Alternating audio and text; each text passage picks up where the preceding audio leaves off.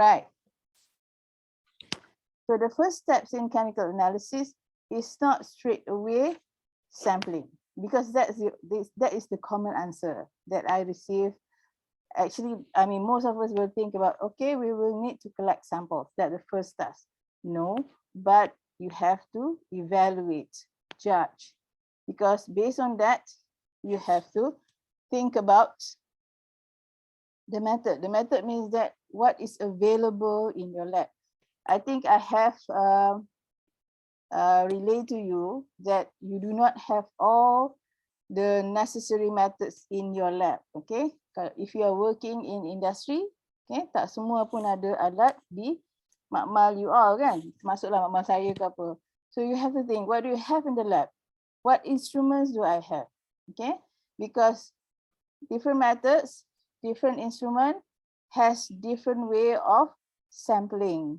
Means that a suitable sample for different methods are different. Ya, tak sama ya. Kalau sampel tu untuk kaedah chromatography, then it should be like this. If it is from titration method, then you have to prepare a sample that is suitable for titration.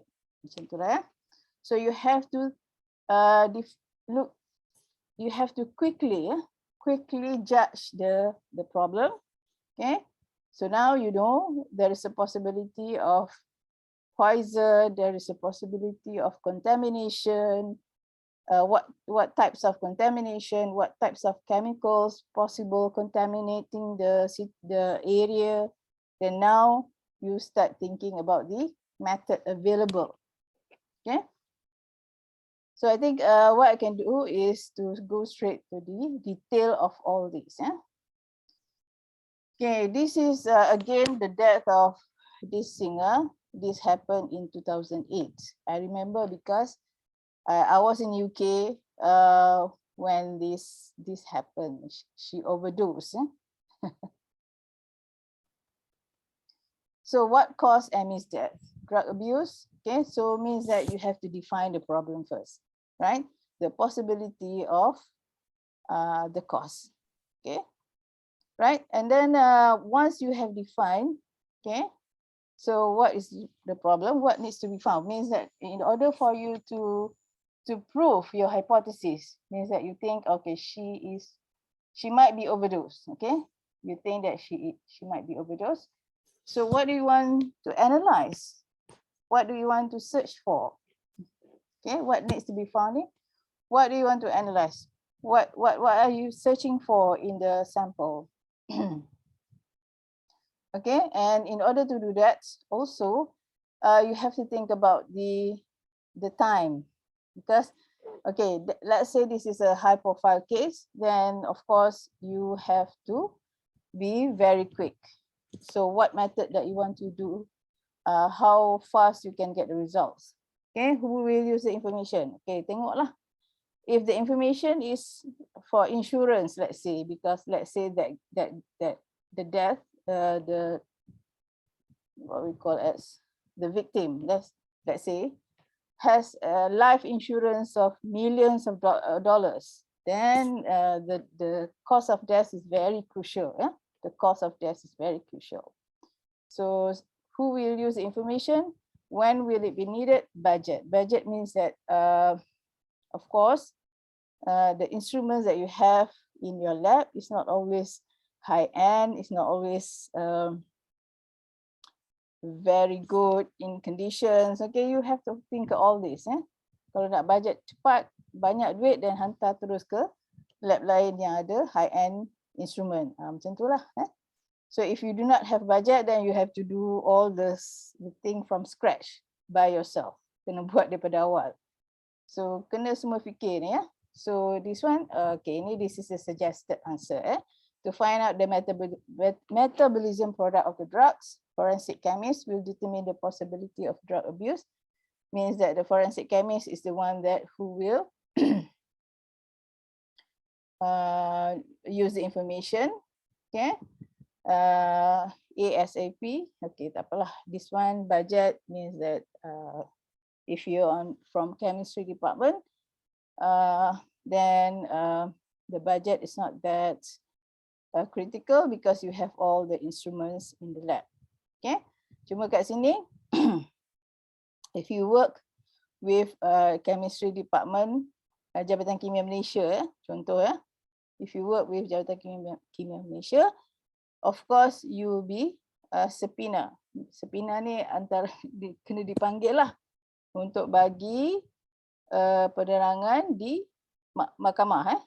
You are required. Subpoena ni means wajib ya. If you don't go, kena ni lah, kena masuk jail lah. So bila kerja dekat Jabatan Kimia ni, ada when you are at certain levels, you are required to attend to the court to give explanation, your expert opinion on the case itself. Okay, so to find out the metabolism products of the drug. Okay, this is the issue with drugs. Okay, once it is in the body, it will go out. It will go out, and you never know that how fast. Of course, some drugs you know that is going to be very fast going out from your body. But of course, I mean, people before they die, they go to the toilet, so they have flushed out all this from their body. Okay, so yang tu kena fikir pula. Oh, you have to identify the metabolized product. Means that the drug is not there. Contoh ya, siapa pernah dengar GHB? GHB tak pernah dengar? Tak. Tak pernah. Okay, ni drug yang orang selalu, yalah kalau dalam movie tu pernah tengok lah kan. Dia selalu kalau dia bagi kat perempuan minum ke apa, nanti dia tak sedar. Okay, nanti what happen next kan. Lepas tu dah sedar dah ada kat mana-mana ke, dekat hotel mana ke, macam tu lah. So GHB ni is one of the drug that goes out from our body system very rapidly. Okay, so you cannot identify. So kalau nak kata, okay, perempuan ni tak sedar jadi victim sebab dia being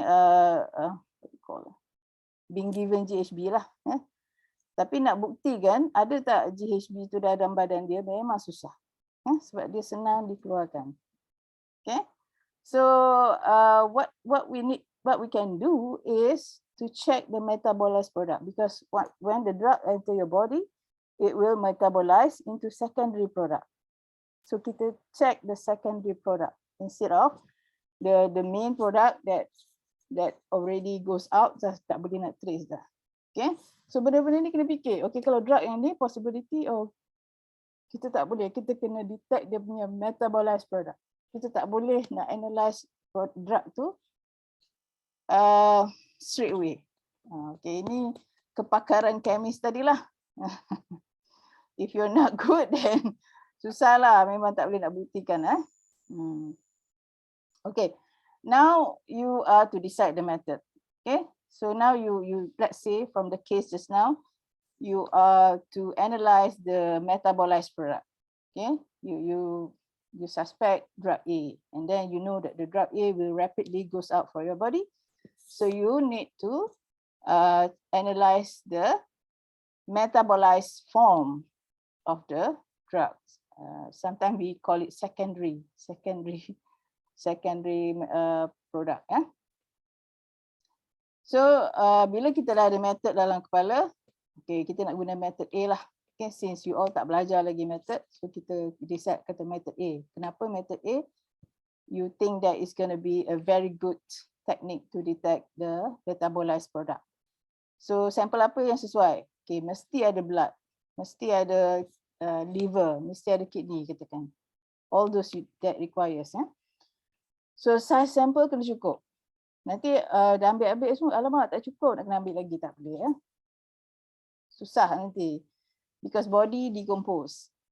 Hari-hari dia akan decompose. So dah lain. So make sure that you collect all the required samples the same day. Okay, once you have the sample, of course you have to do some pre-treatment. Ini saya memang dah bagi tahu ya. You have to do pre-treatment. Jangan masuk terus. So you have to think about separation, purification, macam-macam teknik lah.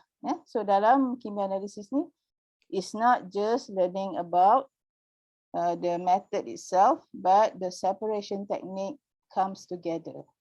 Separation technique ni bukan measurement technique, tapi dia mesti kita belajar juga untuk pre-treatment of the samples before using the instrument.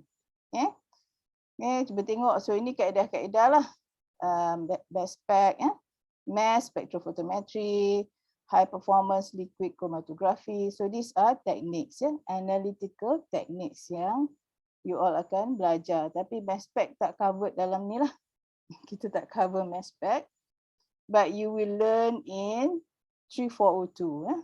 Mass spec you will learn in 3402. Now it's 3401. So high performance liquid chromatography, HPLC, will be covered in this 341. Okay, so yang ini solid phase extraction is separation technique. To separate, to purify the sample before you can use the mass spec as well as the HPLC. Ada soalan, terus saya tanya Jangan simpan-simpan. Okay. So an analytical chemist need to come up with an idea how to analyze the sample. Okay, bila kita belajar HPLC nanti baru tahu. Banyak benda kita kena fikir. Dia punya solvent, dia punya kolom dia nak guna apa, semua kena fikir. Semua kena adalah, of course you have that standard book, standard manual. Tapi kadang-kadang it always deviate. Sometimes the conditions varies daripada standard teknik yang kita apply, tiba-tiba tak dapat. So kena sentiasa ada problem solving. Semua kena ada problem solving skill, ya. Right, okay. Yang ini tadilah step ketiga tadi, sampling. As I said, sampling in detail is not covered in this course. So how to collect the blood, sample must be fresh, okay. These are all what you have understood in terms of instability of biological liquid. Memang tak stabil, right? Kemudian bila dah collect sample, must be stored in proper place. Kalau ambil biological sample, kena simpan dalam bag yang ada temperature control. Dia tak boleh panas, nanti degrade. Lepas tu kalau dah ambil sampel tu, secepat mungkin terus ke makmal, jangan singgah-singgah minum kopi dulu. Okay, nanti contaminate, then people will challenge your results. Okay. Okay, this one also under pre-treatment. So collect, then treat. Okay, these are examples of pre-treatment that is needed. Depends on the sample, what kind of sample. Okay, for example, if it is a sample from in a sludge from industry, katalah you suspect the industry contaminate the river, tapi untuk for you to prove that, you have to analyze their sludge, their waste, their sludge. Imagine the sludge ni yang pekat tu, yang lumpur pekat tu, macam mana nak analyze terus. Kenalah buat dulu extraction, separation, baru boleh buat analysis. Okay. Again, okay. Mass spec, metabolized product. Okay, ni contoh lah. Okay. And now you have done all that. Bayangkan daripada sampling area tadi dekat crime scene tadi, katalah dah ambil. Do all the separations, purifications and all that. Sometimes even the separations and the purification take 1 day, half a day, baru dapat sample yang clean sample to be analysed. So banyak kerja nak kena buat.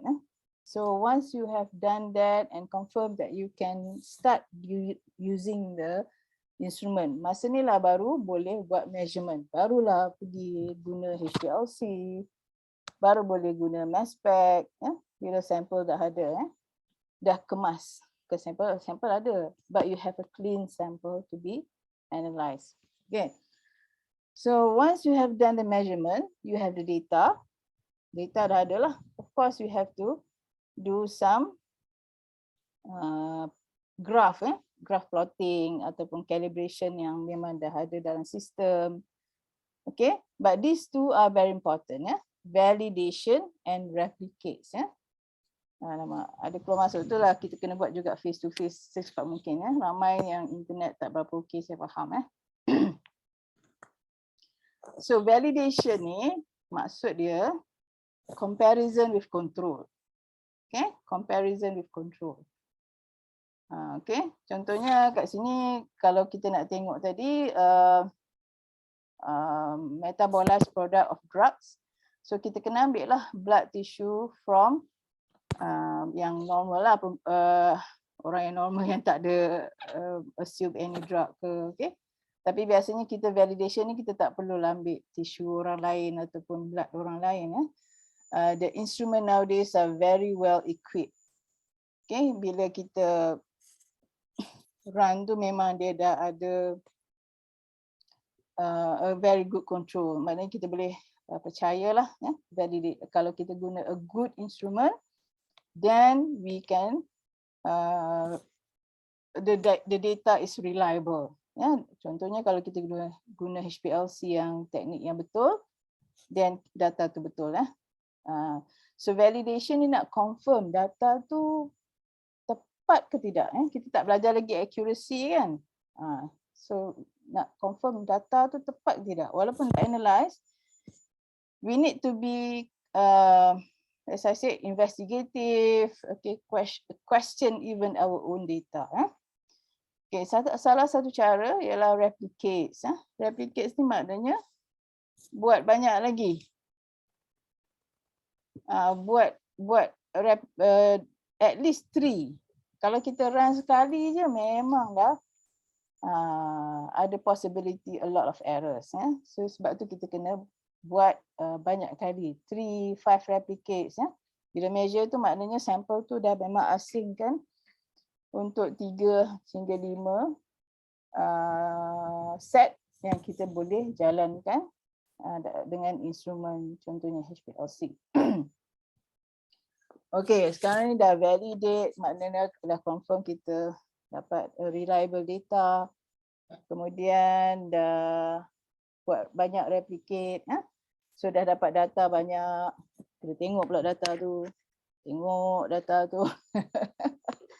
Okay, so sekarang ni kita kena buat calculation.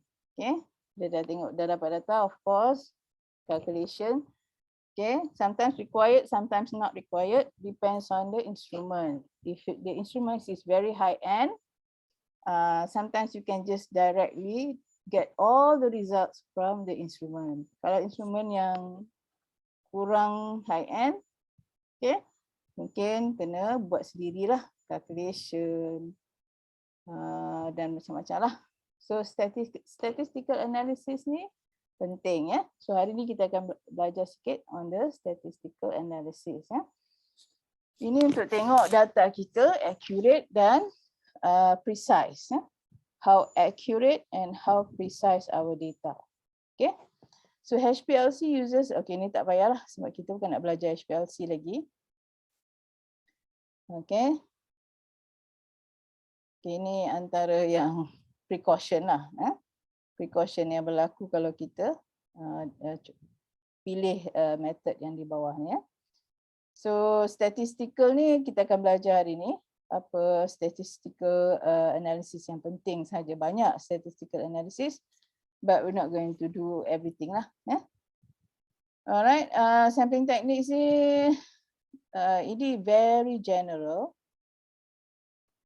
Okay, ada banyak lagi detail dalam sampling techniques. Contoh, if you want to, let's say you want to analyze VOC, volatile organic carbon. Okay, volatile organic carbon. Contohnya, siapa ingat Sungai Kim Kim dulu, isu Sungai Kim Kim?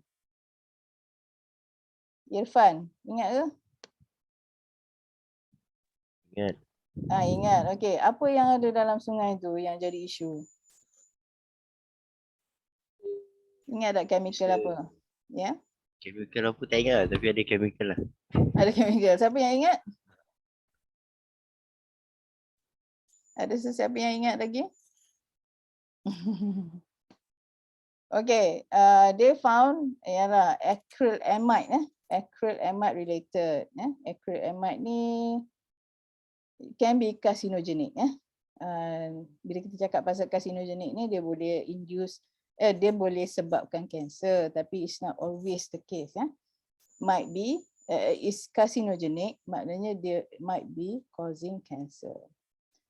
Okay, tapi orang fikir mana datang acrylamide ni dalam dalam river water kan. Jadi itulah isu dia nak trace siapa yang release the acrylamide. Tapi yang saya nak highlight di sini, if you have that type of VOC kan, volatile organic carbon, dia kena letak dalam container yang sesuai. Kan bila kita sample tu, kita tak nak container tu sendiri contribute pada bacaan nanti salah. Sebab tu kita kena fikir, kita kena tahu what kind of container is correct to collect VOC. Contohnya nak guna plastik ke, nak guna kaca ke, nak guna metal container ke, semua tu kena betul. Alright. So apart from solid, liquid, gas, okay. Gas of course lah, macam mana nak trap gas. Nak bawa balik, nak analyze dekat lab kan. So liquid, kita tak nak container tu contaminate the sample. So that is a very important point. Satu lagi, sungai kan. Okay. Sungai tu ada luas kan, luas panjang lah. So kita nak ambil kat mana ni? Point mana nak ambil? Atas sekali, tengah, bawah. Okay. So these are all sampling techniques that's very important, but which is not covered in this topic. Sebab topik ni hanya cover analytical techniques. So bagus untuk belajar sampling techniques ni, tapi kena cari tempat lain lah. Tak di cover lah. Alright. Ini satu lagi contoh lah. Ini the replication tadi, kenapa kita kena banyak kali replicate. Okay. Macam ni lah disputes Yalah contoh ni bagus lah Olympic medals ni, sebab dia ada isu doping. Doping ni maknanya dia athletes biasalah dia guna drug untuk enhance dia punya capability lah. Okay. So bila kita kerja, bayangkan kita kena very precise. Kalau kita bila drug ni dia susah kan, dia hadir dalam badan in very minute level, but you have to be sure that it is there dekat. Dah lah kita bekerja dengan concentration yang sangat rendah, tapi you kena the one that who are doing the analysis as well as giving the statements, kena betul-betul yakinlah benda tu ada kan. Tiba-tiba ada orang lain challenge pula, kata bila dia buat analisis tak ada pun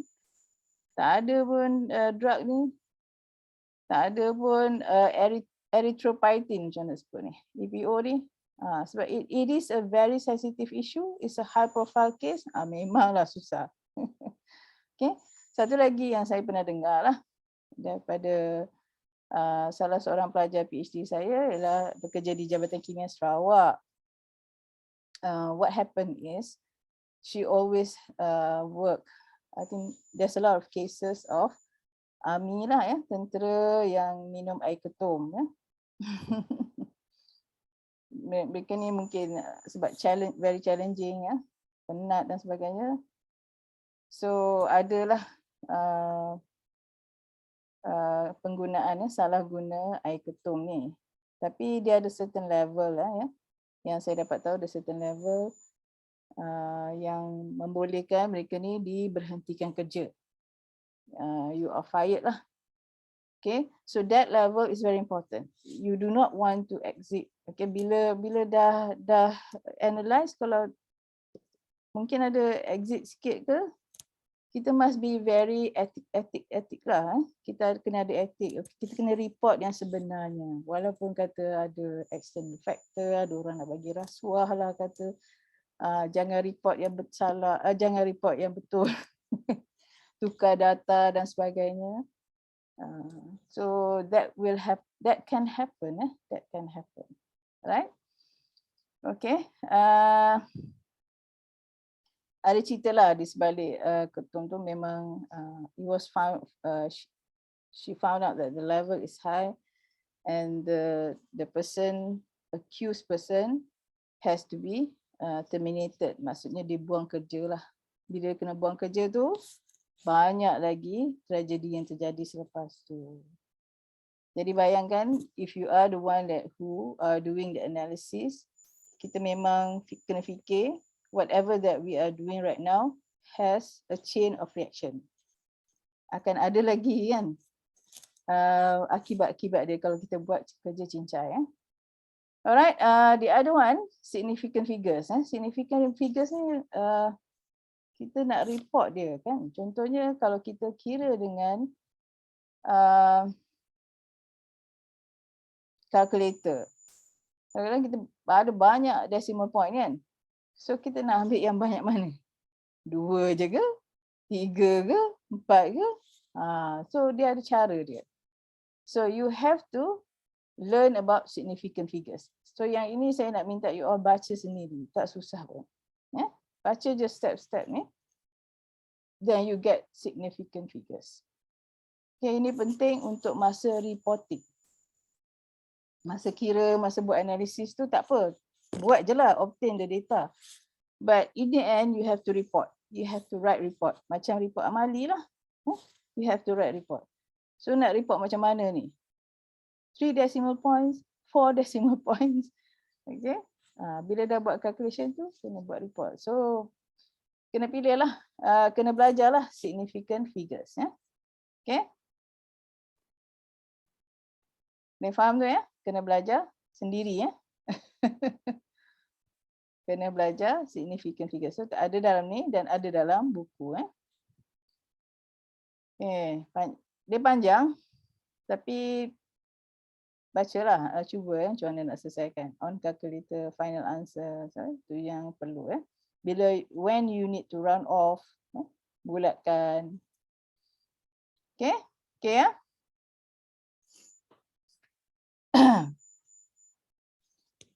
Okay, tadi kita dah habis lah. Steps that you need to do in chemical analysis. Maknanya daripada starting from you judge the situation, decide on the methods, do the sampling, pre-treatment of the sampling, prepare for application, and then run, which is the measurement itself, and look at the data, statistical analysis, buat statistical analysis, and in the end is calculation and reporting. So semua step tu commonly conducted for chemical analysis. So masa FYP nanti lebih kurang macam tu lah. Okay, nak buat apa ni, nak run apa, nak calculation, nak buat calculation apa, and then last kali thesis. So sama juga steps dia. Cuma saya nak balik kepada one of the step tadi, statistical analysis, validation, replication. Okay, so those three, replication, validation, apa tadi, statistical analysis, related to this. Ini macam expand lah, kita detail out kenapa kita kena buat replicates, kenapa kita kena buat validation, kenapa kita kena buat statistical analysis. Semua target dia satulah. Reliable of data. Reliability of data. Whether the data is reliable or not. Okay. So saya teringat jugalah isu Sungai Kim Kim tu. Ada seorang bapa ni, dia viralkan anak dia sakit. Anak dia sakit selepas isu Sungai Kim Kim. Saya sebenarnya tak ingat sangatlah detail dia, tapi saya baca dulu dia. Tapi memang isu dia sampai bergaduh-gaduh lah. Dia mengatakan kesan daripada apa tu, contamination of Sungai Kim Kim tu yang menyebabkan anak dia sakit. Jadi dia, I think he demanded some ni lah compensation. Kena bayar kot. Tapi biasalah isu ni jadi political. Jadi yang tu yang kita tak best baca. When it comes to isu kat Malaysia, ialah kat mana-mana pun, it end up is moving to political issue. Tapi sebenarnya saya pun tak tahu final dia. Jadi di sini penting bila kita buat analisis sebenarnya sama ada kita nak tentukan the cause of the sickness anak dia ni, adakah due to the exposure to chemicals contamination in the river, or actually dia memang sakit daripada awal.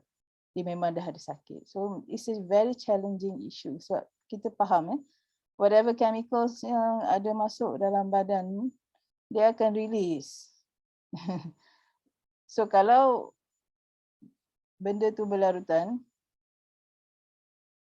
dan kita kena ambil sampel yang dah lama, yang sampel darah dia sebab dia dah lama sakit. Kita nak tentukan cause of the sickness is very challenging. Okay, so benda-benda ni saya tak follow habis sebab benda-benda dia tak boleh nak ada conclusive report. Semua jadi secret lah. Jadi bayangkan, it is very important to have accuracy and precision during measurement. So benda-benda ni sangat penting. Kalau tak, dia mengakibatkan keputusan. Sama ada, okey, boleh ke nak bawa pada court, betul tak memang anak dia sakit disebabkan river contamination. Okay, so first one, of course, is to understand the word precision as well as accuracy. So precision ni, dia senang tengok gambar lah. Ada tak gambar kat sini? Macam ni lah. So bila kita buat measurement, kita ada banyak data obtain sebab kita ada buat replication tadi. Replicate tu maknanya kita ada banyak set yang kita buat measurement. Okay. So bila kita run data yang kita dapat tu, okay, nanti you all akan start buat lab minggu ni. So you will do titration, okay, to determine the endpoint titration. So kalau data yang dapat tu very close together, okay, dan kita dapat dia highly precise, maknanya dia very close together. So let's say the volume that you obtain is 25.1, 25.2, 24.9. So dia very close together. Okay. So okay lah. Kalau dia rapat je, okay. Tapi dia ada satu lagi isu di sini, accuracy. Accuracy ni, the closeness of the measurement to its true or acceptable value. Okay. So kat sini contohlah. Contoh kat sini. Ini adalah acceptable value. Yang tengah ni. Lidat kan. So kalau data kita kat sini je, walaupun dia highly precise, tapi dia tak accurate. Okay. Dia G2. Ya, precision ni ke G2-an. But it's not accurate. Dia tidak tepat. Okay, ini satu isu lah. Okay, sekarang ni kita tengok compare nombor 1 dengan nombor 2. Bacaan dia boleh dikatakan accurate lah. Sebab this is the true value or the targeted value. Ataupun accepted value kat tengah ni. So data yang kita dapat ni kat sini, dekat lah. So it is almost accurate, tepat lah. Tapi sebab data ni beza, jauh antara satu sama lain. So it has a low precision. Okay. Of course, the target that we want, bila kita buat analisis, kita nak data tu precise. At the same time, it is close to the accepted value. So ini target kita bila kita buat analisis. With high accuracy and high precision. Okay. So ini tak apalah. I mean, you can do this by yourself. It's not that difficult. So that's why remember about validation, replication, statistical analysis. Okay. All this is, the target is to have a reliable data. 3 tadi, menuju kepada reliable data. So what we want the data to be? We want the data to be accurate and precise. Okay. Harap ingatlah reliability, kita buat validation, kita buat replication, banyak-banyak analysis. Kemudian kita run statistical analysis untuk dapat reliable data. So reliable data adalah yang macam ni. Highly accurate and precise. Okay. Okay. Kemudian kita, in order for us to understand why we need all this. Kenapa kita kena buat ni? Replication. Kenapa kita nak dapat reliable data? Kenapa kita tak boleh percaya je data yang kita buat tu? Okay? Because errors, errors memang ada lah. Errors memang wujud. Okay? So kita tak boleh lari lah. Errors and uncertainties memang sentiasa akan ada. So tak boleh nak elak. So sebab tu kita kena buat all these steps, replications, validations and statistical analysis. Okay, mana datang error? Semua ni kita tahulah. Error ni of course human error pun boleh. Okay, starting from measuring the sample, buat dilution, semua tu will contribute error. Misreading of an instrument, okay, baca mata pun kelip, tak berapa nampak. Semua tu ada error, okay. Even personal bias. Bias ni kalau boleh kita buang jauh-jauh lah, sebab ini kita boleh buang. Tapi bias manusia ni dia masih ada bias. Dia tak boleh nak hilang lah bias dia tu. Bila buat analisis ni pun dia macam, contoh je lah ya, kita nak yang dituduh tu kita rasa oh dia ni memang jahat betul lah. Jadi kita buat analisis tu dengan target dia nak prove that it is nak prove the defendant guilty. Kita nak prove kan ini mesti betul ini jahat ni. Jadi kita boleh buat eksperimen tu pun, buat measurement tu pun dah ada bias dah. Okay, so bila kita kena buat ni, kalau kita lah yang you all yang kena, so buang prejudice tu. Be neutral ya. Cuba buat secara neutral. Remove the personal bias. Okay, kita juga ada instrumental error, of course. Alat tu dah simpan berapa lama, dah guna 10 tahun, tak pernah buat maintenance, memanglah rosak. Okay. Lepas tu kita tak check apa rosak ke tak, buat je. So kena alat is always like having cars. Ada kereta kena buat maintenance, kena hantar servis. So sama juga alat-alat di makmal pun kena ada proper calibration and maintenance. Okay. Apa lagi? Determinate. Okay. So tadi instrumental and human error. Banyak lagi error lain. Ada lagi satu error ialah method error lah. Okay. Contohnya tadi method error ni termasuklah daripada sampling tu. kita salah sampel, daripada pre-treatment of sample pun kita salah buat. So semua tu akan contribute error. Okay. So error ni ada dua jenis. The types of errors, there are two main types. One is called systematic or determinate errors. Okay. So yang kita tengok tadi, human error, instrumental error ni, it is called determinate errors.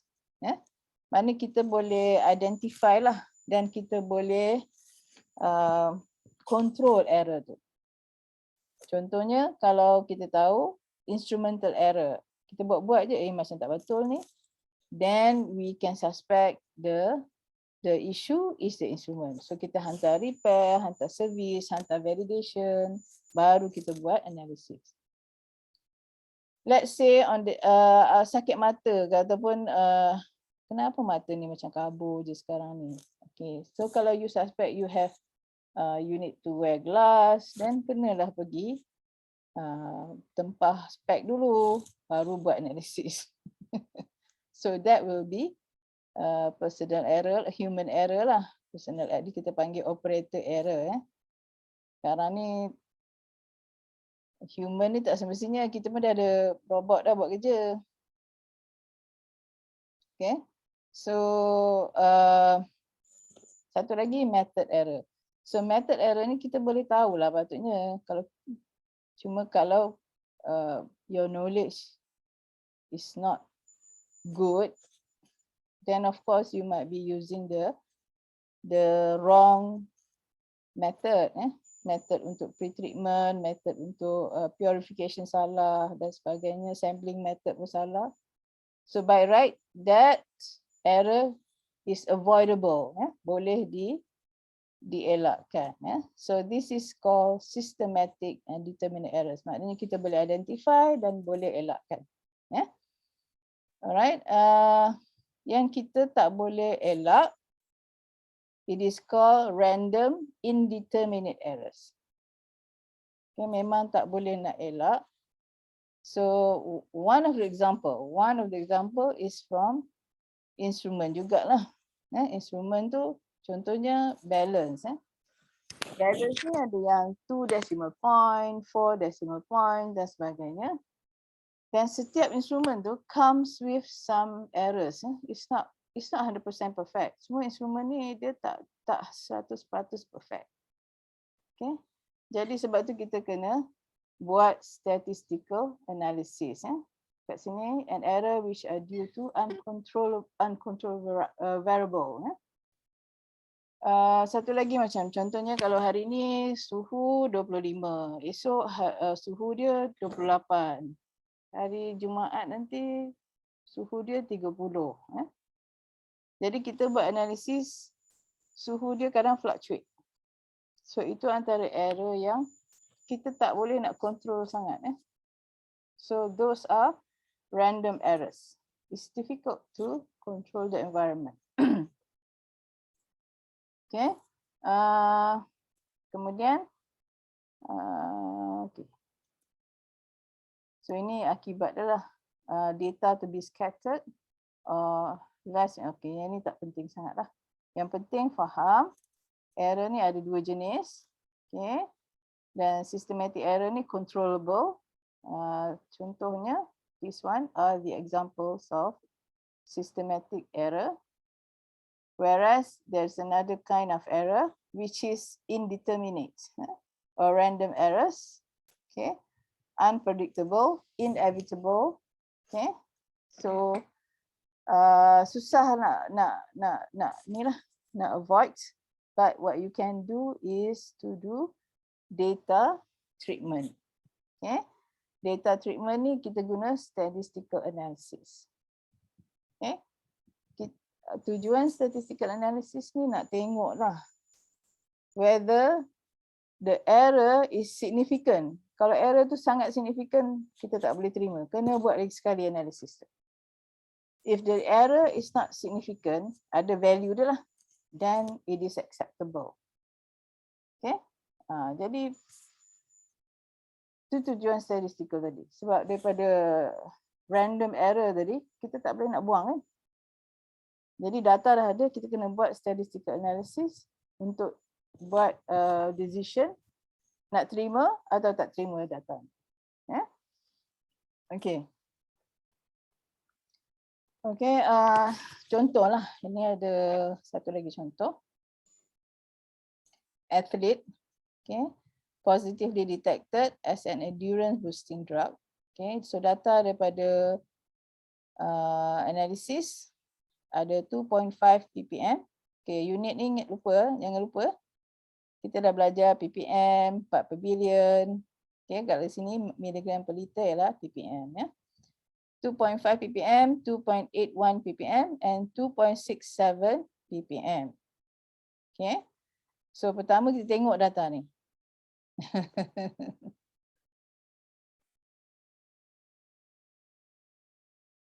So it is very rare to have exactly the same result. Ya. Takkan dapat lah. Kalau data dapat 2.5, 2.5, 2.5. Wow. Tu macam almost impossible. Okay. So kita kena evaluate lah. Alright. Okay, apa yang kita buat? Okay. Of course, you have to do statistical analysis. So di sinilah kita gunakan statistical analysis. Ada beberapa lah statistical analysis yang kita akan belajar. Cuma saya ingat kita take a break dululah sebab dah 10.54. Bagi 10 minit, boleh ya? 10 minit dalam pukul 11, 4 minit nanti kita sambung balik. Okey. Dan saya nak minta semua orang buka modul 2. Ya? Ada kan? Modul 2 saya dah bagi ya dalam WhatsApp. So untuk second part of this lecture, tolong buka modul 2 dulu. Ya? Boleh? Boleh? Okey ya? Boleh. Okey, tolonglah saya kan jawab.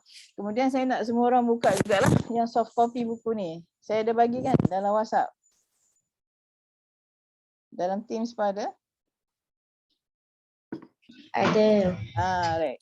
Kita buat modul 2 dulu.